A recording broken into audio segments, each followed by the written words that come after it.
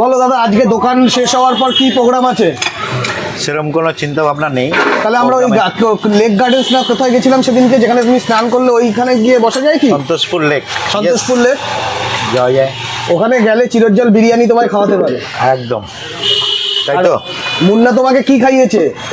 মুন্না এখনো মেয়ের বার্থডে বাসি হয়ে গেছে, খাবারটা খাওয়ানোর প্ল্যান করেছিল, বেশি হয়ে গেছিল তো। বেশি হয়ে গেছিল কিন্তু নয়, তাহলে ডিজে অরুণ খায় না, রাতের খাসি সকালে বাসি হয়ে যায়, সেই জিনিসটা ডিজে অরুণ ভক্ষণ করে না, কারণ ফ্রিজের খাবারই খায় না। ওকে, তাহলে আমরা এখন কি চাইবো? যে মুন্না আমাদের কোনো, আজকে না, ছুটির কোনো দিন কোনো জায়গায় কোনো একদিন ও কিছু একটা করুক, কিছু একটা করুক, তাই তো? Yes. একদম। আর বলো দাদা, তোমার বলো।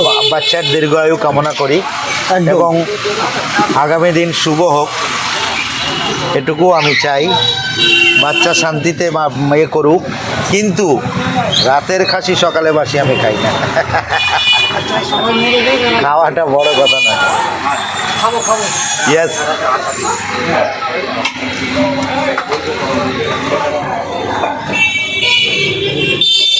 $20 খাবে, তোমাকে বলেছি তেলটা।